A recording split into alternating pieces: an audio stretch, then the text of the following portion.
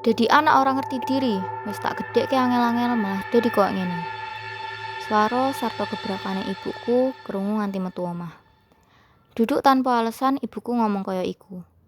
Aku sing nembe mulih dadi sebab ngopo tetembungan lan bungaan kuwi metu saka tutuke ibuku. Aku isih meneng ing emper omah nyekot lambe karo terus mikir alasan apa sing bisa tak awehke kanggo ngredake amarahe ibu. Sawise yakin tak buka lawang omah alon-alon banjur mlebu menyang jerone. Ibu ora ana. Ndekan piyambake mlebu menyang jroning kamar utawa lunga menyang pawon. Tak hela napasku, lega amarga aku ora perlu adep-adepan langsung karo ibu. Aku lan ibu mung manggon cah loro. Meh setengahing tahun, bapakku sirna ilang kertaning bumi. Bapak ilang kanthi misterius sawise wengi-wengi pamitan karo aku kanggo numuti arisan ing omah sawelah. Wektu kuwi ibu lagi ana ing omahe mbahku. Mula warta ilange bapak dadi alasan mulihe ibu saka omahe mbah. Meh setengahing taun bapak ilang, meh setengahing taun uga sikap ibu obah dadi kasar.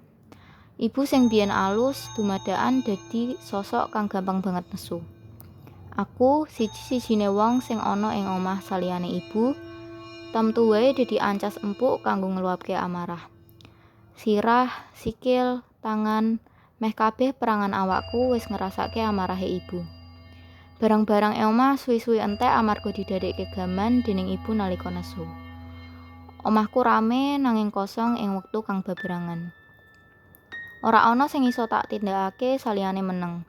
Kadang kawis aku milih mulih wengi-wengi daripada krungu bengokan karo uncalan barang saka ibu sing lagi nesu. Swara beling ngelingake aku saka lamunan. Tak langkahke sikilku cepet pinuju pawon. Kacau yaiku tembung kang paling bener kanggo nggambarake kahanan ibu lan pawon saat iki. Beling pating selebar ing ngendi-ngendi. Meja mangan mingser adoh saka panggonane.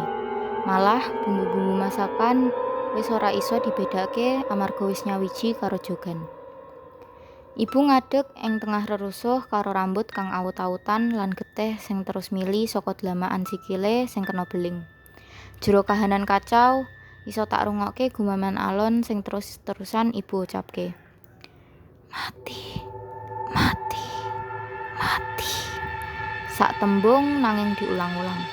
Tembung mati koyone dadi tembung senengane ibu nalika nesu. Tak abaike ucapane ibu banjur milih nglangkahke sikilku metu saka pawon kanggo njupuk sandal.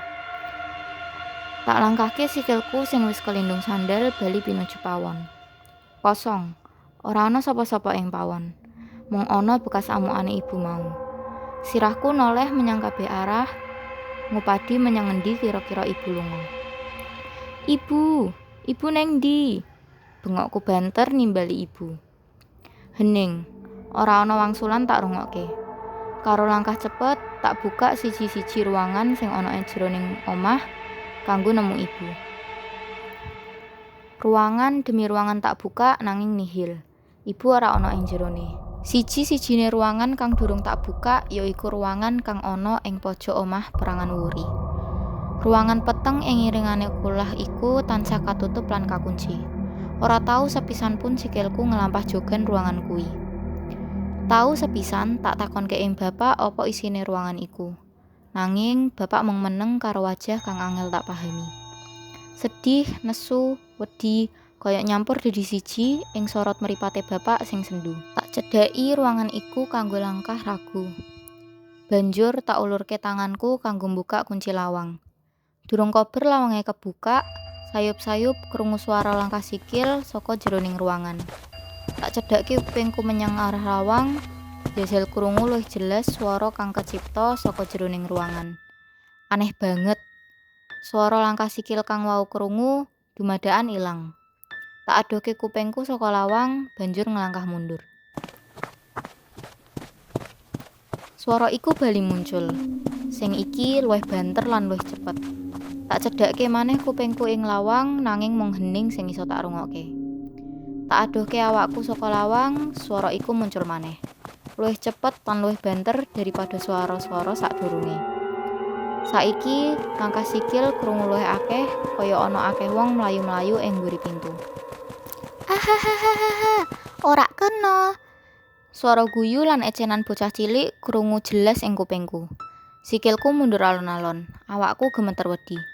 Pikiranku kosong, ora mampu mikirke apa-apa saking wedine. Aku ing kene, Amber. Ayo goleki aku. Awakku tansaya gemeter nalika swara bocah cilik mau nyebut jenengku. Amber, Amber. Kali iki swarane liya. Aku kenal banget karo swara iki. Iki swarane ibu. Aku yakin banget. Goleki aku, ayo goleki aku, Amber. Amber, tulung ibu, Amber. Golek, ayo golek. Hihihihihi. Swara bocah cilik mau saut-sautan ing kupingku bebarengan karo swara bengokane ibu. Tak wanike awakku bali nyedak menyang lawang sanadyan karo awak kang gemeter. Tak puter kena pintu lawang kang wis dibuka kuncine karo wedi-wedi. Peteng banget jerone. Tak raba-raba temboke ngarep-ngarep iso nemu saklar kanggo nguripke lampu. Ibu, ibu neng ndi? Ibu. Aku bengok nimbali ibu karo tangan sing isih sibuk golek saklar lampu. Lawang ruangan katutup kasar. Aku kaget banget. Tansaya tak raba temboke kasar ngarep-ngarep cepet nemu saklar sinambi bengok nimbali ibu. 1, 2, 3, 4, 5. Swara bocah mau krungu maneh. Ayo goleki aku. Nganti hitungan ke-10 ora ketemu, kowe mati. Eluh tansaya nelesi raiku. 1, ayo goleki aku. Aku nangis banter banget sinambi nimbali ibu. 2, aku ana ing cedhakmu. Sirahku noleh melono mrene goleki bocah sing dadi sumber swara. 3, ayo goleki aku, Amber. Aku bengok-bengok ora jelas. Aku ing kene, Amber. Amber, Amber. Ayo mrene, aku ing kene, Amber. Bungokanku tansaya ora kantenan nalika swara bocah cilik terus-terusan nyebut jenengku. Amber, Amber, Amber, Amber. Mripatku kebuka ombo karo napas kang ora beraturan. Keringet adem nelesi sak awakku. Tak tatap sak kelilingku, aku ana ing kamar. Ngimpi. Kedadian ngereni mau jebul mung ngimpi. Aku metu saka kamar. Ora ana sapa-sapa ing omah sak liyane aku. Pancen semestine kaya ngono. Bapakku wis sedo wiwit aku SMA. Saiki aku wis 20 taun. Ibuku sedo nyusul bapak mung setahun sawise bapak sedo amarga stres ditinggal bapak. Nyimpi mau ndekan teko amarga aku kangen banget karo wong tuaku. Aku emang ora pernah teko ing pesareane ibu karo bapak. Ndonga kanggo ibu karo bapak wae jarang. Mula karo awak kang wis luwih tenang, aku ngadeg saka kasur banjur metu menyang kulah kanggo njupuk wudu. Aku mlebu menyang kulah, nglirwakake ruangan peteng kekunci ing iringane kulah sing rak tak ngerteni jebul duweni isi.